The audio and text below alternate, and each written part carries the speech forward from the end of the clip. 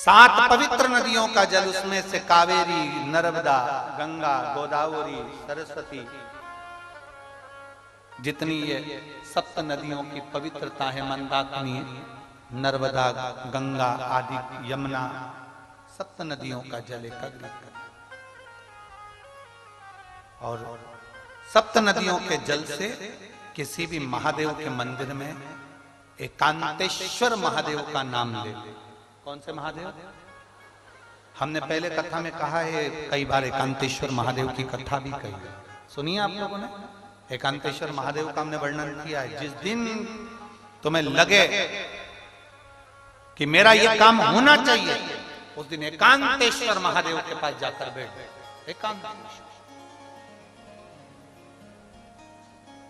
एकांतेश्वर महादेव मतलब बाहर मिलेंगे। ये लोग कहते हैं कि यहाँ नर्मदेश्वर महादेव है, कल हम गए थे दर्शन करने के लिए।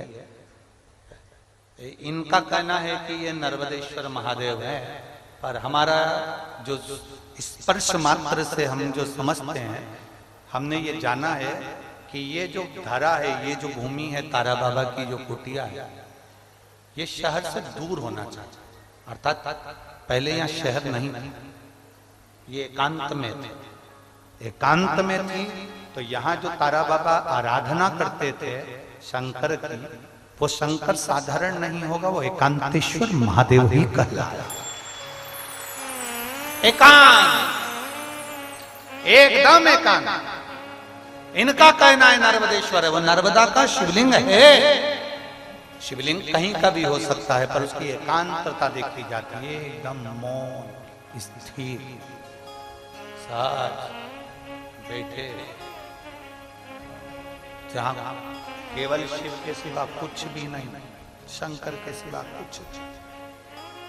जो आया वो गुफा के चक्कर में घुस गया, जिसको शंकर से मिलना था वो डायरेक्ट पहुंच गया, उसे गुफा से मतलब ही नहीं रहा, उसे तो एकांतेश्वर से मतलब था। पहुंचा, बैठा, जल चढ़ाया, स्पर्श किया और चल बाबा से अपने दिल की बात, हृदय की बात, एकांतेश्वर।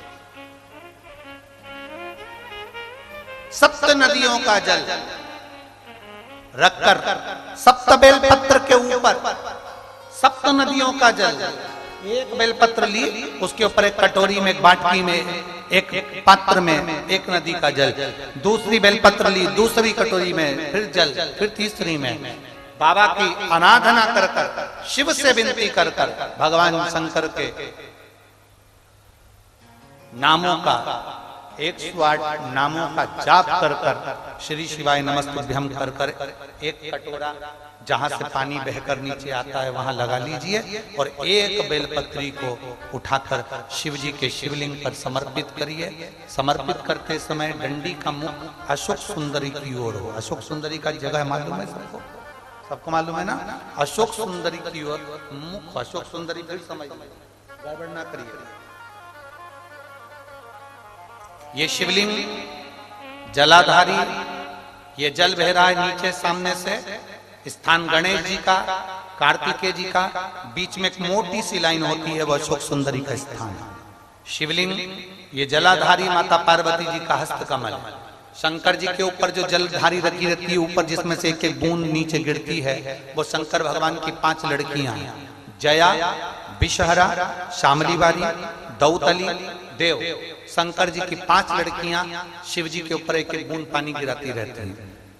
शंकर भगवान की कुल कितनी लड़कियां हैं? 6। कितनी लड़कियां हैं? 6। 5 जया, विषहरा, शामलीवारी, दौतली, देव। शंकर जी की 6ठे नंबर की लड़की अशोक सुंदरी। जब हम प्रयोग करेंगे एकांतेश्वर महादेव का, ये बेलपत्र जो हमने समर्पित करी उस डंडी का मुख अशोक सुंदरी की ओर हो, डंडी का। आप बैठे कहां पर हो? जल चढ़ाते समय शिव जी को जल कहां बैठकर चढ़ाया जाता है? जम के बोलो जरा। जहां से जल बहकर जा रहा है इसके ठीक विपरीत की ओर, ठीक विपरीत की ओर। जल बहकर जा रहा है इधर, तो तुम बैठोगे इधर, इधर नहीं बैठोगे, इधर नहीं बैठोगे। जल इधर बह रहा है तो तुम इस साइड बैठोगे। यहाँ बैठकर फिर बेलपत्र को आप समर्पित करोगे। डंडी का मुख उधर होगा, पत्ती का मुख आपकी ओर होगा, और जो एक नदी का जल है वो समर्पित कर कर जो पात्र लगा है उसमें वो जल इकट्ठा होते चले जाएंगे।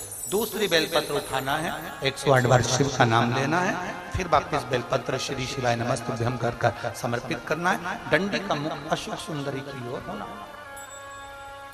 जब 6 बेलपत्र अशोक सुंदरी की ओर जाएगी, 7वें नंबर की जो बेलपत्र है उसका डंडी का मुख आपकी ओर होगा, और डंडी का मुख आपकी ओर होकर जल चढ़ाकर आप उस जल को झेल लेंगे। जहां नंदी बैठे हैं, नंदी का जो पांव जिस जगह पर उठाओ, अगर इस पांव उठाओ तो इस ओर, ये पांव उठाओ तो इस ओर, नंदी का पांव जहां उठा रहता है वहीं पर बैठकर पति पत्नी दोनों उस जल को आचमन कर लेंगे, दोनों उस जल को पूरा पी जाएंगे, और बाबा से झोली पसार कर प्रार्थना करेंगे कि हमें संतान का सुख देना, मेरा देव अधिदेव महादेव प्रदान करें। एकांतेश्वर महादेव का ये स्मरण करिए। एकांतेश्वर पहुंच गए।